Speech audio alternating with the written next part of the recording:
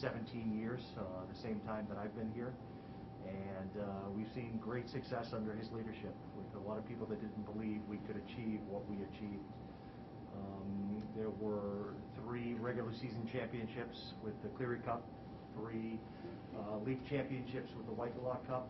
There were 4 NCAA tournament berths, 2 Frozen Four appearances, and of course in 2014 a national championship. But I think for me, one of the things I always appreciated is what Rick stood for and his support of the students in their off-ice activities. And this is a team that just last term saw them turn in a 3.4 GPA.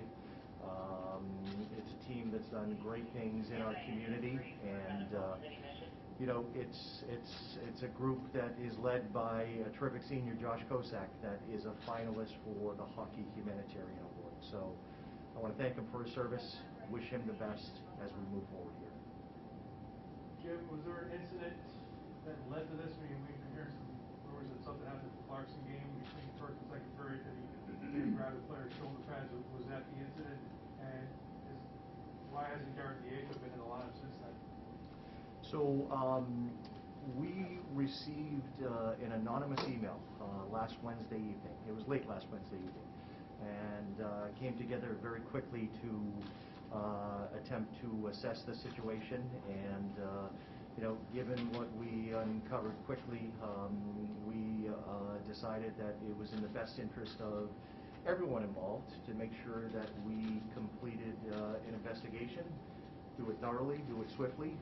That Thursday, we put our head coach on leave to allow us to complete that investigation that we concluded just today. What did the investigation find?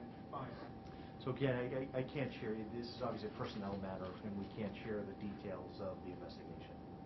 Jim, was Rick going to be fired if he didn't resign? So Rick resigned, so we didn't have to go there. Was that on the table? We never got there. Right? It was Rick and I having discussions about sharing what we had learned through our conversations. The conversations were with coaches, they were with athletic staff, they were with nearly every player. We've just missed one with a scheduling conflict, and it was with former players as well too. And in discussions, Rick decided that it was in the best interest of the future of the hockey program for him to step away. So we never got there. The press release refers to plural practices and coaching style as if it's a pattern of behavior over a long period of time. Was that the case, or was this one incident that was investigated that triggered this whole thing? Did that weigh so heavily that became a trigger point? It wasn't a pattern of a series of incidents over a long period of time. We made sure that we really thoroughly investigate with not only current kids, student athletes in the locker room, but with former ones as well too. And there were some things that we uncovered that I shared with Rick, and he decided that it'd be best for him to move on and best for the future of the program. And we have certain standards for our coaches. We have standards for all of the people that work here in Union. And with coaching, as far as demonstrating techniques and tactics and different things like that, that needs to be done appropriately, and we want to ensure that it does. If there's a far-reaching pattern of this, why did it take so long for it to come to light? So I said there wasn't a far-reaching pattern. Oh, okay. Yes. I misheard. Okay, apologies. Sorry about that. The masks, right? Yeah, that happened. So you mentioned, obviously the press release says he did resign. Was that his decision solely, or was there any collaboration? That was Rick Bennett's decision.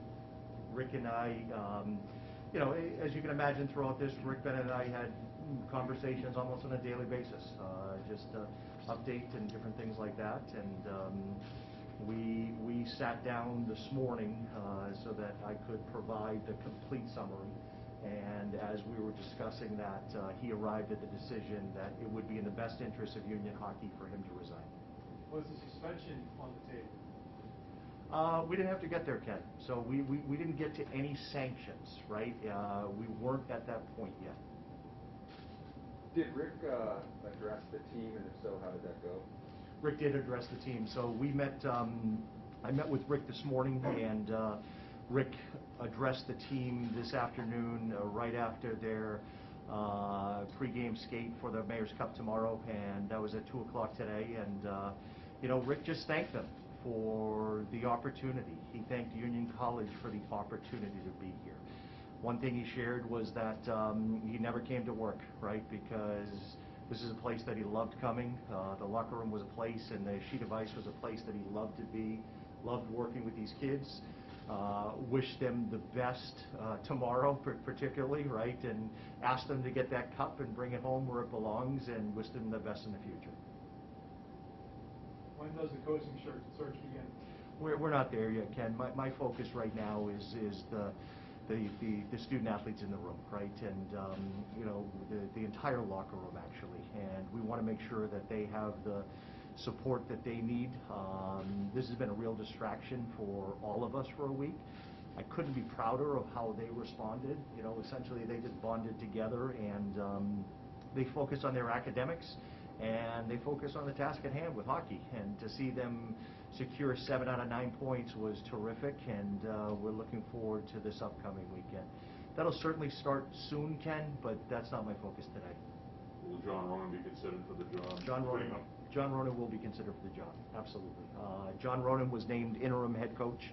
I've known John for many years. John was with us as a volunteer beginning in 13-14 on our championship run. He's got a great rapport with the players, one of the main priorities is that we've got 2 great coaches in that room, right?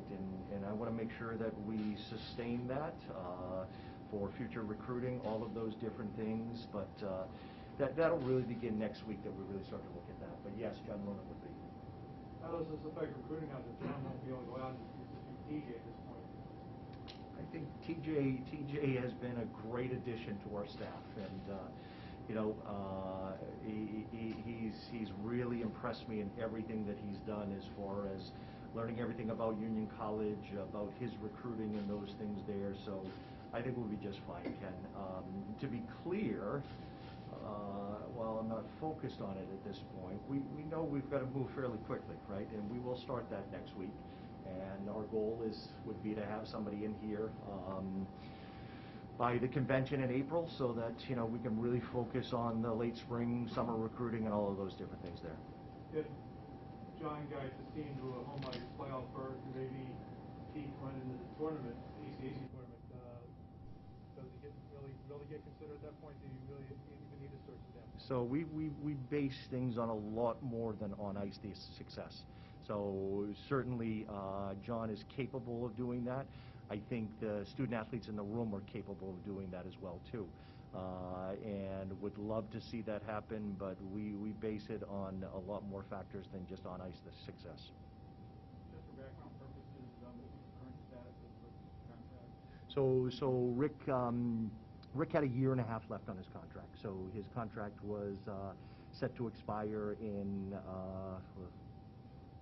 June of 23. In a broader sense, through your experience, do coaches at the college level have to coach any differently these days than they did maybe 15, 20 years ago, just because of sensitivity toward how they treat their players? So I think no matter what field you're in, I think we all need to constantly evolve in how we approach our work, our life, and different things like that. So I think it's important that we all evolve.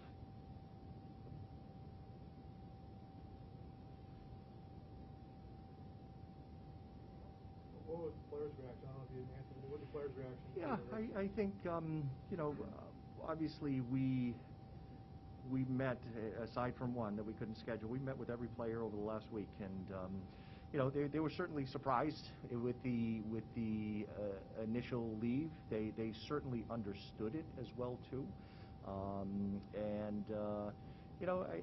I think there was just there was some blank faces, but seeing them afterwards, it was something that they realized that is beyond their control right now, and they've got a significant task at hand. You'll recall this is one of the few teams that didn't get the opportunity to play last year, so they are just really excited to get back to this Mayor's Cup tomorrow. You have to worry about the locker room, that maybe there's a certain segment of the players that triggered this, and another segment of players that might resent that because they didn't feel like anything, was contested? Not at all. Our conversations were really consistent, and I think we've got a great group of student athletes in that room. We really do, and again, I could not be more impressed with how they stepped up and focused since last Thursday, came together, support they've shown for John and TJ, so I'm really encouraged about how we move forward. Jim, you mentioned the great news you got last weekend as far as the scholarship goes, but today, would you say this is a sad day for the program? Yeah. Have a guy won a national championship? Sad day. It's a difficult day. You know, Rick's been part of Union hockey for 17 years, and it was obviously the greatest run we've had in a 17-year period when he was part of this. You know, it's a difficult day for me personally. I'll share that. It's been a difficult week, and it's the same for our players, which is the group I care most about, for our fans and our alumni. I'm very thankful for what Rick has done for Union College, and you know, looking forward to the future. Have you gotten any reaction from alumni and minor play members? As far as The Bennett's resignation. you know, Ken, to be honest with you, I haven't even checked my phone, so I'm sure there's going to be some reaction. I heard from many people throughout this, and you know, about the experience that many of them had here for many years under Rick's leadership and what he meant to them. So any chance John can add an additional assistant just to help him out for the remainder of the season? I think the timing's really difficult, right? We've got about 6 weeks in the regular season left, maybe less than that, right, Ken? So I think to be able to identify somebody to bring that person in is going to be very difficult. Unless you're available, Ken. No. Okay. He's not available. What level was President Harris connected to the process, and did he have any input or communication? So one thing I love about Union College is whether it be President Harris or my boss, Vice President Francie Brown McClure, you know, they hire people to do their jobs, and they entrusted me to make sure that I worked with the appropriate people to do my job effectively. They were kept abreast of the situation every step of the way and provided guidance and support, but at the end of the day, I conducted it and we worked through it, had many conversations, and went from there.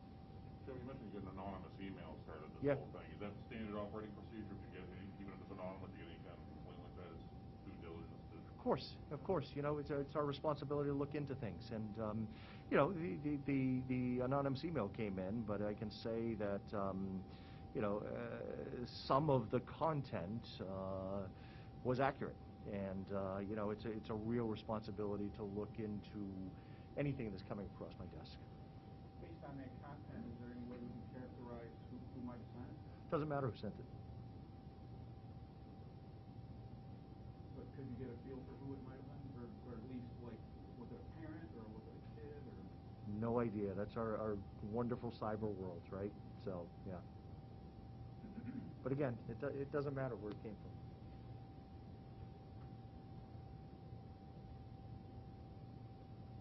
Thanks, everyone.